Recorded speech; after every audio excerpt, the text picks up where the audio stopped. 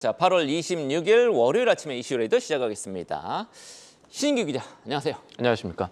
네, 일단 오늘 네 가지 키워드부터 제시를 해주시죠. 방금 보셨던 우리 파월, 그다음에 포스코 퓨처엠, 오리온 핵심 일정 순서로 오늘 진행을 하겠습니다. 첫 번째, 잭슨홀 미팅, 미국의 와이오밍주 잭슨홀에서 열린 잭슨홀 미팅의 파월 연설, 전 세계가 주목했는데 발언의 골자부터 확인하고 가겠습니다.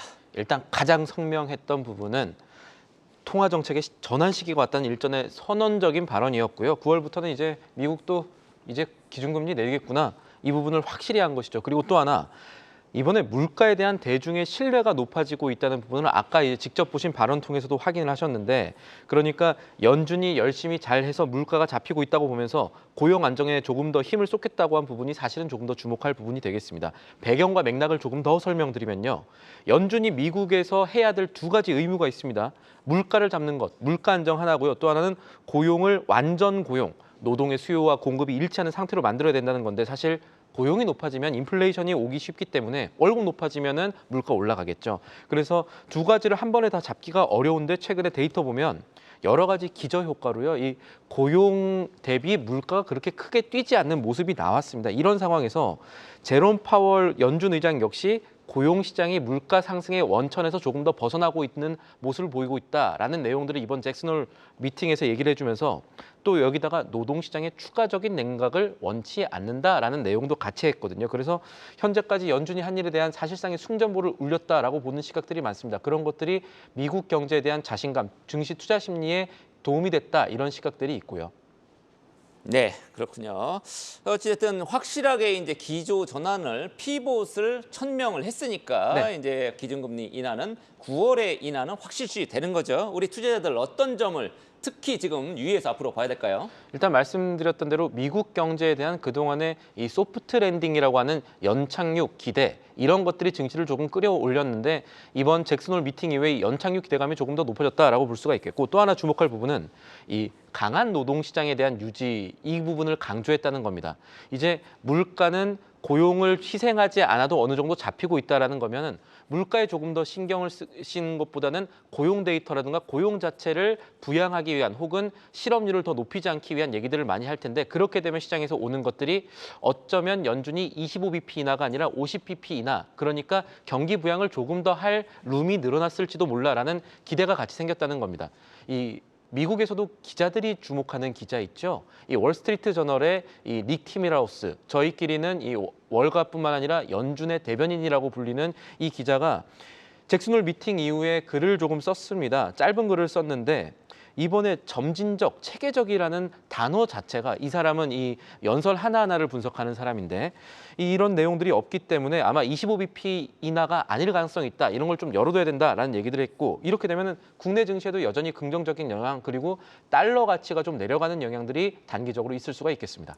네, 환율까지 우리 영향을 좀 생각을 해야 되겠습니다. 달러 가치가 조금 약세 쪽으로 지금 접어들었죠. 금요일에 기술주 나스닥 지수 1.4% 넘게 뛰었습니다. 오늘 네. 국내 반도체라든지 좋은 영향 우리 기대하겠습니다. 두 번째 이슈는 포스코 그룹이 장인화 출범 후에 지금 구조 개편을 본격화하는 신호탄으로 피에노 케미컬이라는 회사의 지분을 매각했다. 이런 뉴스가 나왔단 말이죠. 어떤 겁니까? 피에노 케미칼이라는 회사가 원래 포스코 퓨처엠이랑 이 OCI가 합작으로 세운 법인입니다. 어떤 법인이냐? 이게 2차 제온지 응급제용 코팅제, 피치, 그러니까 이게 사실은 석유화학 기술에 더 가까운 건데, 이 피치를 생산하는 목적으로 만든 기업인데, 이 회사가 장기적인 가치는 있겠지만 지난해 사실 안 좋았습니다. 671억 원 규모의 순손실을 냈거든요. 그러다 보니까 아까 말씀하셨던 대로 이 장인화 후 새로운 사령탑 출범한 이후에 포스코가 계속해서 사업 구조 개편하면서 포스코 퓨처엠이 갖고 있던 지분 51%를 모두 OCI에 넘기기로 한 겁니다. 이번에 매각가 자체는 그렇게 높지 않습니다. 500억 원 규모인데, 그렇게 치면은 1년에 수천억 원 이상의 이 분기 단위 매출 내는 포스코 퓨처엠에 그렇게 큰 것 아니지 않느냐라고 하겠지만, 중요한 건 이 회사가 가지고 있는, 그러니까 피에노 케미칼이 가지고 있는 부채도 함께 승계했다는 겁니다. 부채가 1,640억 넘는다는 얘기들이 나오고 있거든요. 그러니까 회계상으로 포스코 퓨처엠은 1,600억 원 이상의 부채를 인식하지 않아도 되니까 전체적으로는 2,000억 원 이상의 재무구조 효과가 있다라는 것이고, OCI 같은 경우는 중장기 관점에서는 여전히 피에노 케미칼과 같은 2차 전지 응급제용 코팅 소재가 장기적으로 유망할 수 있으니 아예 전량을 인수해서 조금 더 긴 시각으로 이번 딜을 준비했다. 이렇게 보는 시각들이 많습니다. 아, 네. 전량 인수했으니까 뭐 비상장사일 거고 P의 P는 포스코에서 따온 거고 O는 네. OCI에서 따온 거죠. 네, 맞습니다. 이름 바꿔야 되겠네요. 오케미칼. 오케미칼 해야겠죠. 예. 네, 그거는 좀 두고 봐야 되겠습니다. 세 번째 이슈, 오리온 얘기입니다. 한때 주가도 막 잘 나갔었는데 요즘에는 조금 별로죠.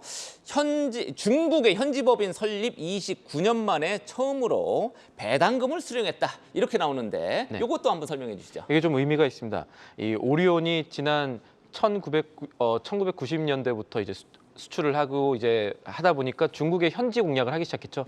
25년 만에 중국 법인에서 배당금을 받았는데 중국에서 사실 돈 들여오기 굉장히 어려운데 그 어려운 걸 해냈네요. 해냈습니다. 그래서 중국의 지난달 말 기준으로 1,335억 원의 배당금을 수령했습니다. 해외 버딩으로부터 배당받은 게 이제 베트남도 있고 하지만 중국으로부터는 이게 처음인데 이게 한국경제가 허인철 오리온 부회장과 이제 통화를 하고 전화 인터뷰를 하면서 어떤 얘기들을 좀 끌어냈냐면은 앞으로 이제 배당도 받고 했으니 우리나라 주주를 위한 환원 정책을 조금 더 할 수 있을 것 같다라는 뉘앙스를 이번에 기사를 통해서 확인을 했거든요.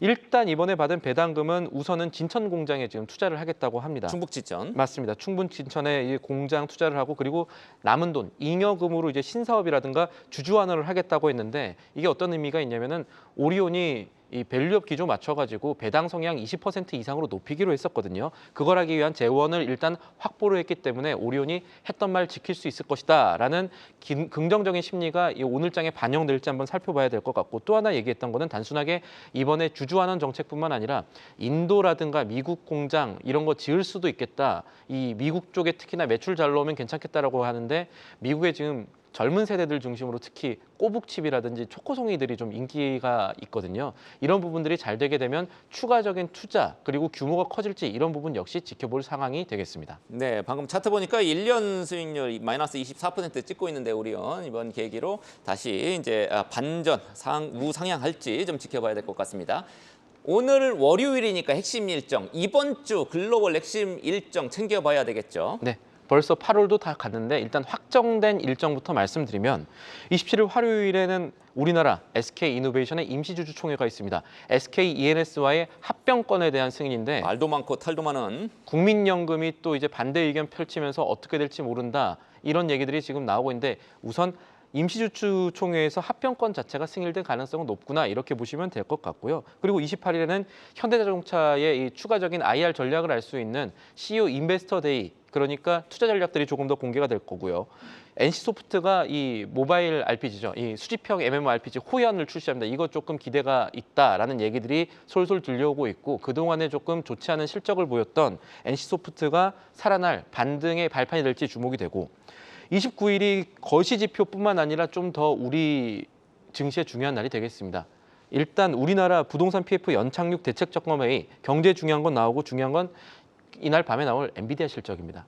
엔비디아 실적이 잘 나오고 가이던스가 잘 나와줘야 AI에 대한 투자 심리 이제 엔비디아 실적 보면은 실적이 아니라 주가 보면 조금씩 이제 한 주 앞으로 실적이 다가올 때 조금 살아나는데 이런 것들을 좀 봐야 될 것 같고 미국에서도 2분기 GDP 잠정치가 나옵니다. 속보치에 이어서 2.8% 이상의 경제 성장률 숫자가 나올지를 지켜볼 수치가 부분이고요. 나오고요. 이게 네. 그러니까 목요일 새벽 이제 금요일에 영향을 엔비디아 정확하게. 실적은 목요일 새벽이 맞습니다. 되겠네요. 수요일 예. 밤에 나옵니다. 예. GDP 잠정치는 이제 수요일 밤이 되겠고. 네네. 그래서 우리나라에는 목요일에 영향을 미치는 것이고 금요일에 이 미국에서는 뭐 개인 소비 지출 물가 지수 가장 중요해 왔습니다만 지금은 고용을 조금 더 살펴볼 시점이기 때문에 상대적인 무게감이 조금 덜해지는 이벤트다라고 보시면 될 것 같고 조금 더 중요한 게 우리나라에 아직 미정이 됐지만 국내 증시 영향을 줄 수 있는 이벤트가 두 개 있습니다. 하나는 2025년도 정부 예산안이 주중에 공개가 될 예정이고요. 그리고 국민연금 개혁을 포함한 이 대통령 국정 브리핑이 이번 주 중에 있을 예정입니다. 이것 역시도 우리나라 증시를 움직일 수 있는 큰 이벤트가 될 전망입니다. 네, 올해 예산이 660조 정도 되니까요. 이거보다는 조금 늘어날 가능성이 높아 보입니다. R&D 부분도 개선될 거다라는 기대가 R&D 있을 수 부분도 있습니다. 개선될 거라고 우리 신 기자가 얘기를 합니다. 네. 자, 지금까지 신인규 기자와 함께한 이슈 레이더였습니다.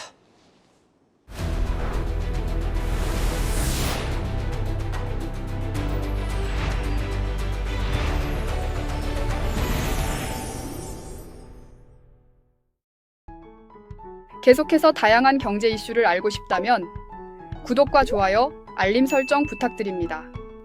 AI 캐스터 권미정이었습니다.